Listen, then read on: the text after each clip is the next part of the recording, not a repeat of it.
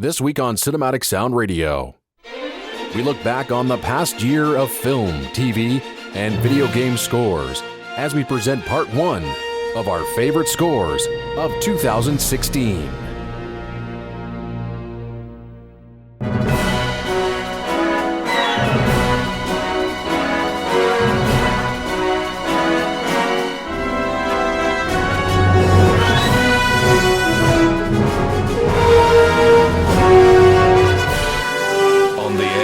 Streaming on the web since 1996, this is Cinematic Sound.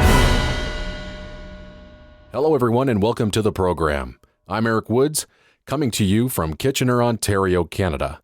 Hello to all of our listeners at WROCK Radio, Podtyrant, cinematicsound.net, and through iTunes, Stitcher, and Google Play. It's great to have you on board. And if you're listening to this program on iTunes, please take the time to rate and review the show. It really helps us get noticed through the iTunes Music Store. Today, we're featuring part one of our two-part series dedicated to my favorite scores of 2016. These are the ones I listened to the most, that I thought best represented the finest work produced in the film, TV, and video game mediums. I listened to literally hundreds of scores this year and saw more TV and films than I have in previous years. I also check out as many gameplay videos as possible so I can hear these scores in context. Now, while I'm sure your list is very different than mine, I never expect anyone's favorites to mirror my own, I offer you a chance to put me in my place. Please feel free to contact me or write in the comments section at cinematicsound.net with scores that I might have left off this list. But I think this is a well-rounded list, and if you've been listening to the show for the past year, I'm sure you know what I like already. However, I promise you there will be a few surprises along the way. So let's begin part one of our two-part series to my favorite scores of 2016. In at number 20 is The Light Between Oceans, with original score composed by Alexandre Desplat. This film was directed by Derek Cianfrance, who had been a long-time fan of Alexandre Desplat's work. He mentioned that Desplat's music actually inspired the script, and Desplat actually wrote a piano piece specifically for the character Isabel in order to actually play in the scenes. Once Alicia Vikander mastered the theme for the film, the piece became the emotional center point for the tonal palette of the score. The music, as Cianfrance described, gave the film coherence, emotion, and most importantly, soul. It's the most emotional score I've heard from the pen of Alexandre Desplat. I'm sure others will bring up the likes of Benjamin Button and Lust Caution, but I've never warmed to those scores. They always felt rather cold to me. However, The Light Between Oceans is just oozing in emotive, warm feelings. The recording is even very warm. Lovely bass and mids suck you right in. Desplat's theme for Isabel, as I mentioned, is right out of James Horner's book of thematic writing. It also has a very delicate John Barry sensibility. Those two, of course, are two of the best at lush, emotive love story scores. Desplat's score for this film is just absolutely elegant, romantic, and as I said, one of the best I've heard from Alexandre Desplat in his career. In at number 20 is music from The Light Between Oceans, with music composed by Alexandre Desplat.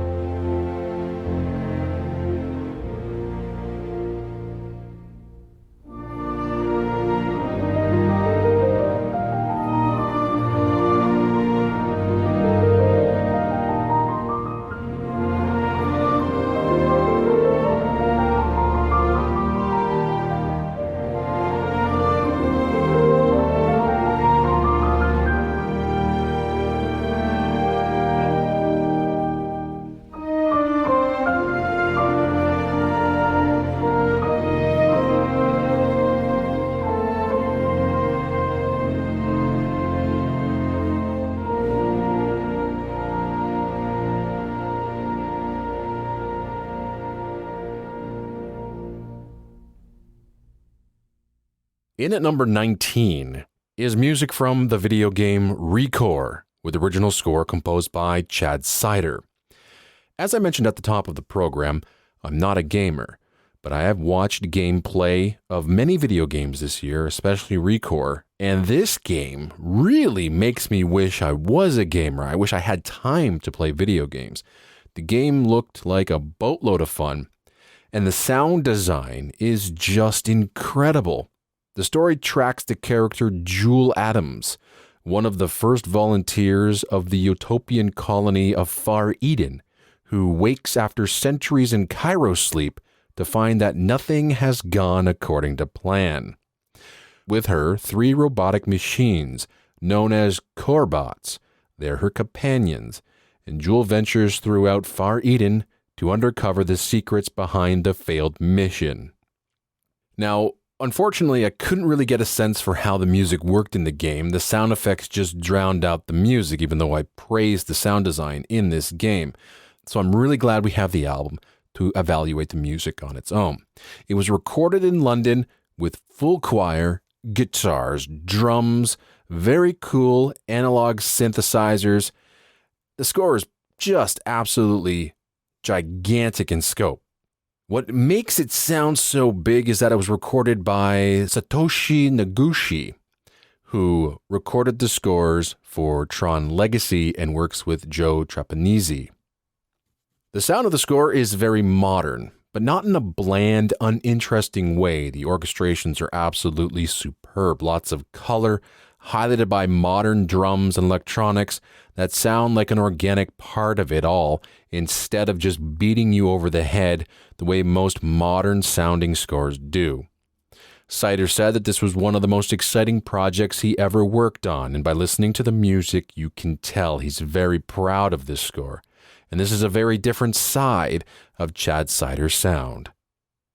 And now, music from our number 19 score of 2016, WROCK, with music composed by Chad Seiter.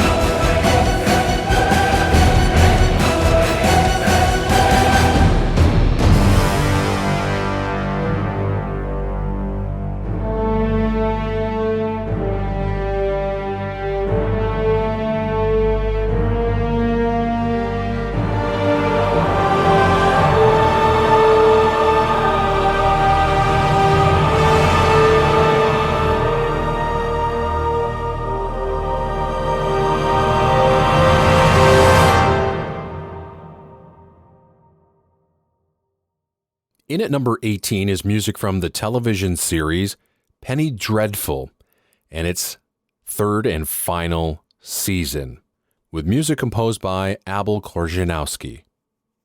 This was one of my all-time favorite TV series, so when they mentioned that season 3 would be their last, I couldn't help but be extremely disappointed. The show never really got the credit it deserved, and it just felt like it was really hitting its stride in season 3, even though season 2 and 1 were excellent. The show was always beautifully photographed, featuring superb performances by Eva Green, Timothy Dalton, Josh Hartnett, and the rest of the extremely talented cast. The show had great atmosphere, featuring genuine horror and scares throughout. It was also emotionally involving. All the characters received equal screen time, and not once did any of the subplots take away from the major arc of the story. One other key contributor always showcased some of his finest work of his career, and that was composer Abel Korzeniowski, who wrote a terrifically dark, gothic, dramatic, lush, sweeping, terrifying work.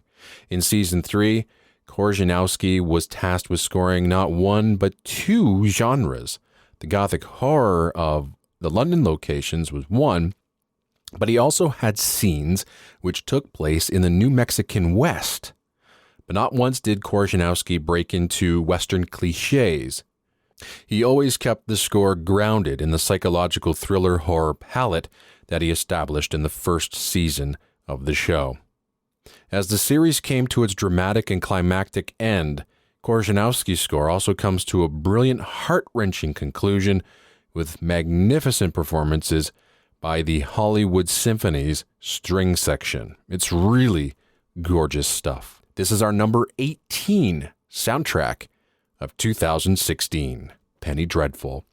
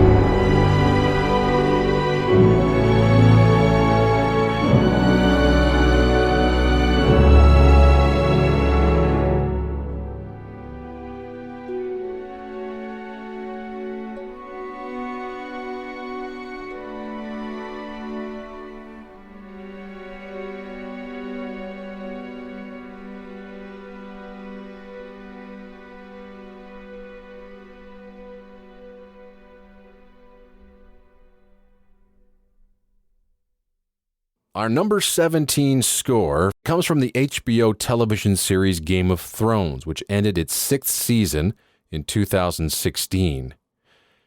It wasn't a great season, but offered 2 of the very best episodes in this series as a whole during its final 2 episodes, The Battle of the Bastards and The Winds of Winter, offering yet another shocking sequence that none of us saw coming. The score composer for the series is Ramin Djawadi, and overall, he's written functional scores for the series that for the most part are quite unremarkable, minus the wonderful series main theme and a handful of cues here and there each season. Season 6, however, was Djawadi's strongest season yet, and it was wonderful to see Djawadi get close to 10 minutes of the finale episode to let his music really carry much of the weight of the scene. The scene in question is called Light of the Seven, and I won't give anything away just in case you haven't seen the series, but what Djawadi did with a lone piano, 2 voices, which were performed by 2 boys, that's it, and an organ, was absolutely brilliant. There's lots of foreshadowing in the music, especially when the organ is heard. Again, not giving away anything, but the use of piano in this scene, while initially felt jarring to me, once this fantastic scene was over, I couldn't help but think that Djawadi had written the cue of his career and showcased that he can be much more than what he composes for the majority of the series. I absolutely love that there's a wonderful variation of the Game of Thrones rhythm, the main theme rhythm, in the piece as well. Elsewhere in the series, Djawadi got the opportunity to score a few major sequences for Princess of the House Targaryen, Daenerys, and her dragons, which gets some large-scale scoring for strings and massive choir.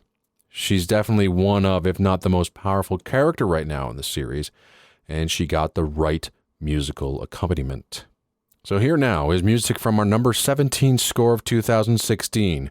This is Game of Thrones Season 6 by Ramin Djawadi.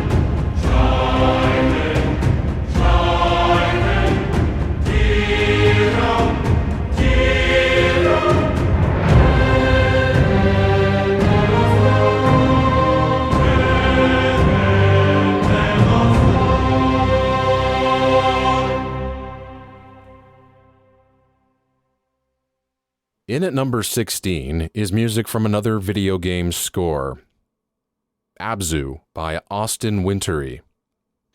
In the game, you discover a lush hidden world as you descend into the heart of the ocean, where ancient secrets lie forgotten and encounters with majestic creatures await you. The game's environment is bursting with color, and composer Austin Wintory immediately thought of a harp ensemble to match the life and vitality of the game's vision. Wintory was actually going to score the game only with harps, but the game's weight and scope demanded something more, so Wintory introduced sounds from the rest of the orchestra. There's also a mystical or spirit nature to the game, so Wintory responded to that with a choir. Wintory spent countless hours trying to reach the level of quality of imagination the producers bring out in the gameplay and the look and feel of it. In my opinion, Wintory succeeded. The game is gorgeous. So is the music.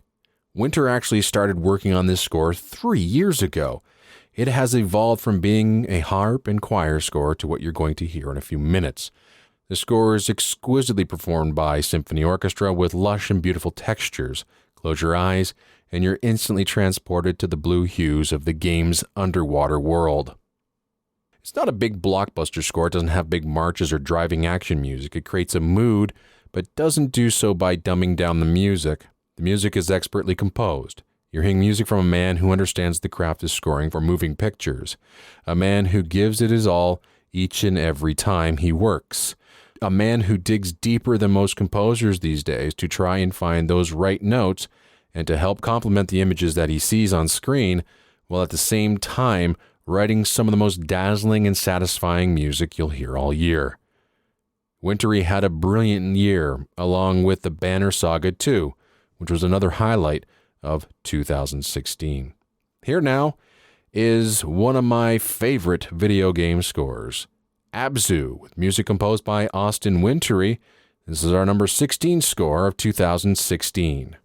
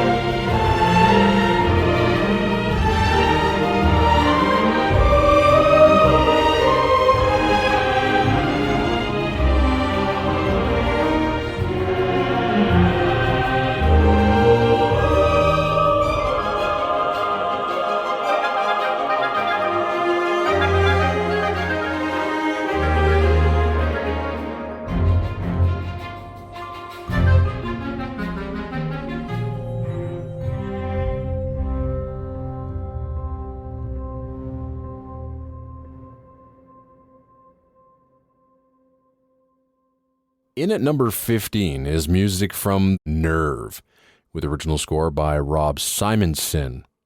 This film was directed by Henry Joost and Ariel Schulman, which was based on the 2012 novel of the same name. The film revolves around an online objective truth or dare video game which allows people to enlist as players or watchers as the game intensifies. The score uses a lot of synthesizers and draws a heavy 80s vibe. Film composer, musician, and music producer Rob Simonsen has established a reputation amongst a new wave of composers as a keen musical storyteller. He cut his teeth alongside mentor Michael Dana, for whom he scored Mark Webb's indie hit 500 Days of Summer. On top of the brilliant use of electronics for this film, which serves the film masterfully, Simonsen also came up with the idea of using a children's choir to capture a sort of innocence of these kids doing crazy dares and being nonchalant about playing with life and death. Instead of using something more formal like a church choir, Simonsen went for a more loose and informal sound that really works. The score is like a love letter to synth scores of the past. You can hear influences of Daft Punk and Joe Trapanese for Tron Legacy, as well as Brad Fiddel's Terminator work, which also comes to mind. Not only is the score cool and a fun tip of the cap to the past, but also feels right at home in this modern film and plays a very important role in the dramatic tension of the movie. It really is great stuff, and the album plays absolutely superbly. It's one of my favorite albums of the year, and one of my favorite electronic albums to listen to. Here is Nerve by Rob Simonsen, our number 15 score of 2016.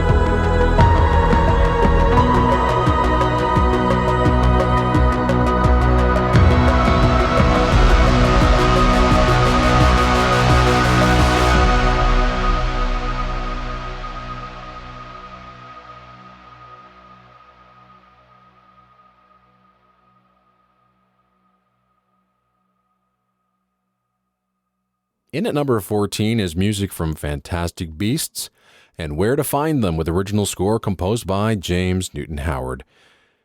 This is an all-new adventure which returns us to the wizarding world created by J.K. Rowling. James Newton Howard, describing the project in his introduction to the film, remarked, "The scope of the movie, emotionally, visually, in every way, is very broad. There are funny moments, magical, beautiful moments, and there are some dark and scary moments. The music helps tell a story. I've had fun writing themes for the various characters and giving a musical voice to this wonderful new movie. It's been a great collaboration with musicians and filmmakers, and I've thoroughly enjoyed it." You can tell it really inspired Newton Howard.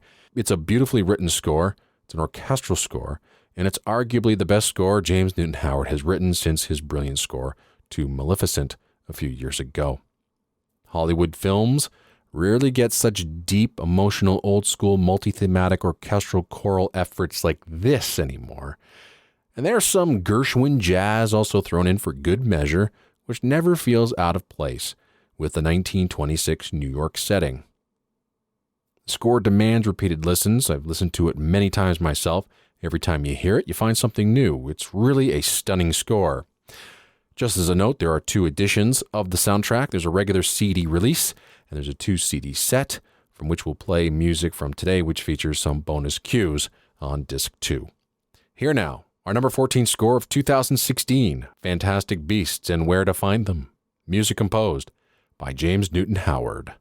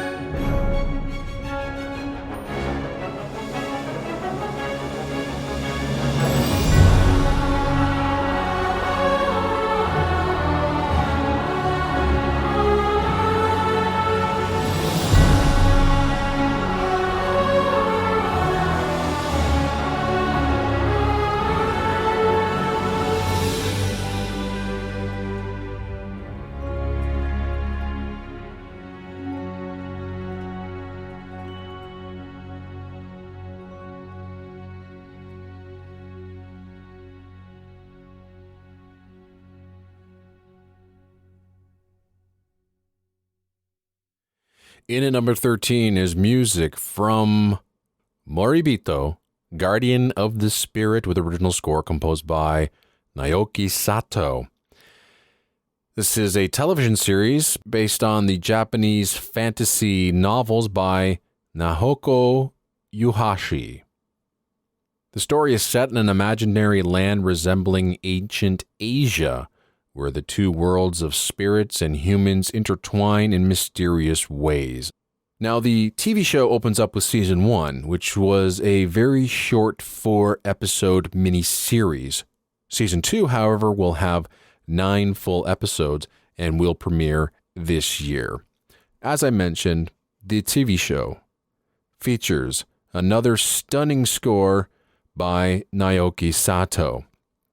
As always with Sato scores, they're lush orchestral scores with soaring themes.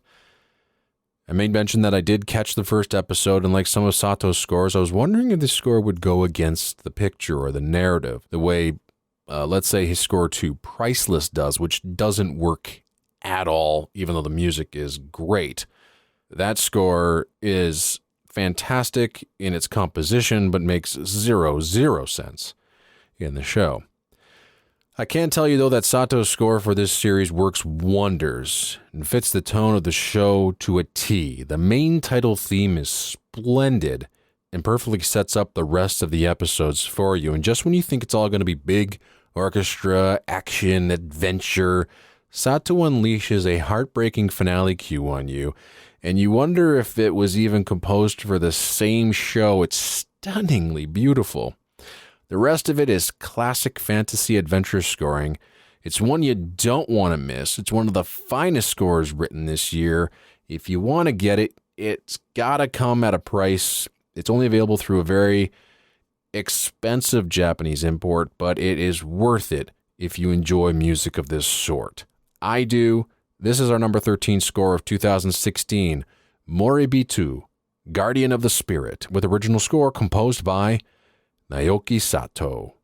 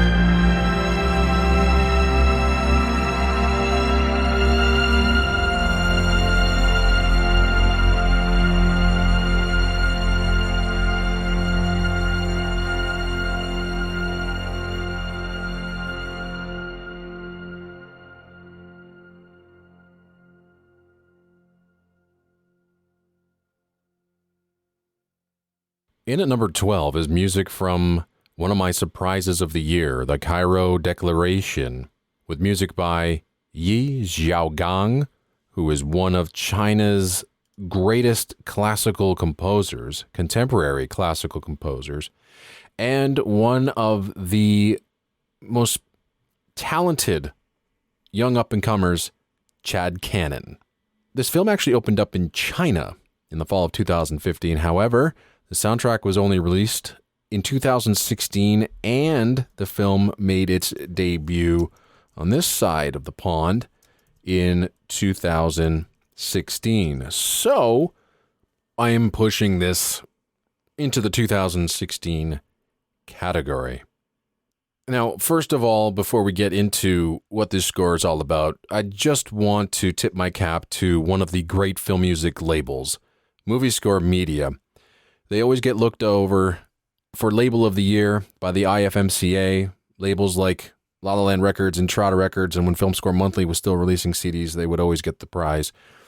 And admittedly, I'd vote for those bigger labels as well. But folks, Movie Score Media, Mikko Karlsson, keep doing what you're doing. You're one of the most daring film music labels in the industry. A label that explores music that some of the big labels wouldn't even dare to explore. You introduce us to new composers, to films that we've never heard before. You've released some beautiful hidden gems, some that have made these best of lists because you have released the scores, and we would never have heard of them if it wasn't for you. So again, Mikko Karlsson, Movie Score Media, keep up the great work. So this time they've mined the Chinese film industry and have released music from the war epic, The Cairo Declaration, featuring Xiaogang and Chad Cannon's brilliant music. Now, Xiaogang, of course, as I made mention, is very popular in China for his concert music. His compositions include The Song of the Earth in 9 movements, as well as The Twilight of the Himalayas, which premiered at the opening ceremony of the 2008 Summer Olympics. Chad Cannon contributes to the soundtrack, and his works include the more action-oriented cues, and he's also been an orchestrator working on top Hollywood films such as Godzilla for Alexandre Desplat, and working on the last 2 Hobbit films alongside Conrad Pope with composer Howard Shore. Chad Cannon is a brilliant composer. I love his stuff. And again, as I made mention earlier on, if we had a top 25, his music from the documentary Paper Lanterns would have made the list. The score for Cairo Declaration is an old-fashioned Hollywood epic score with soaring heroic melodies, muscular action, and pastoral cues that any lover of traditional symphonic film music will absolutely love. I'm so happy to have this score on today's program and as part of my favorites of 2016. A wonderful collaboration between the concert world and the film music world, which produced our number 12 score of the year from the Cairo Declaration, featuring music by Xiaogang and Chad Cannon.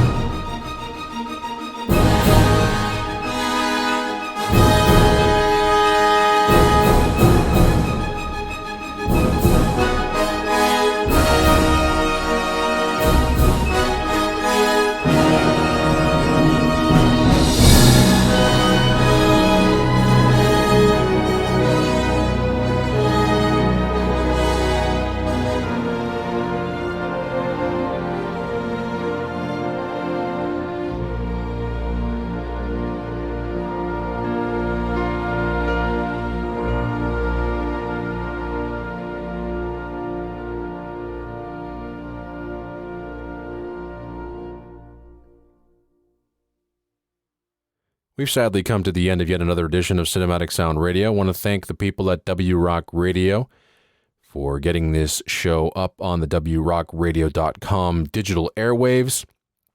Also, a big thanks to everyone at Podtyrant and the Podtyrant network of podcasts. Check them out at podtyrant.com. Feel free to reach out to Cinematic Sound Radio by emailing me at cinematicsound@yahoo.com. Also, don't forget to visit cinematicsound.net to hear many archived programs of Cinematic Sound Radio. And with that, in at number 11 comes from one of the most magnificent films I have ever seen, called Kubo and the Two Strings, with original score by Dario Marianelli. It is an epic action-adventure film from the acclaimed animation studio Laika. They're based out of Oregon. They have done some magnificent movies, Coraline, Paranorman, The Box Trolls, but I think this is their masterpiece, Kubo and the Two Strings. I saw it in the theater. My wife, myself, my kids were blown away by what we saw on screen. Some of the stuff we had no idea how they did it, but they being Laika Studios, they're revolutionizing animation by creating not only stop motion animation, but they're also utilizing classic animation and 3D animation to make these wonderful films come to life. Some of the stuff that I saw, like for instance, just a few montage cues where our major characters are walking from one area to another. It's just art, absolute art on screen.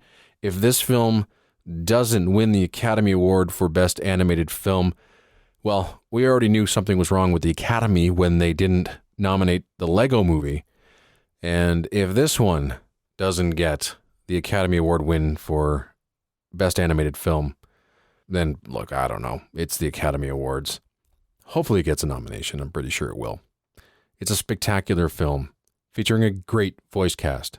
Charlize Theron, Ralph Fiennes, George Takei, along with Matthew McConaughey. And I didn't do any research on this movie when I first saw it. I had no idea it was Matthew McConaughey, and his voice is so distinctive. And maybe when you saw it, you knew right away. I had no idea Matthew McConaughey was the voice of the Beetle. No idea. The score was written and conducted by composer Dario Marianelli. He's an Academy Award winner for his score to Atonement. The score for Kubo and the Two Strings is anchored by the use of a shamisen, a 3-string guitar, which plays a very important role in the film. Almost everything in this score is built around that instrument. The rest of the score features authentic ancient Japanese instrumentation along with lush, soulful, emotional symphonic writing, perfectly capturing the fantasy and adventure of the film, but also just the personal connection between Kubo and his parents. It perfectly balances the lighthearted with the deeply dramatic, and some of these cues are absolutely heart-wrenching. The ending of this movie is something I wasn't prepared for. Not too many scores have this amount of command and range, but Marianelli does it brilliantly. And now our number 11 score of the year. And to end off part 1 of our 2-part series of my favorite scores of 2016, this is Kubo and the Two Strings. Thank you very much for listening, and until next week, take care and happy listening.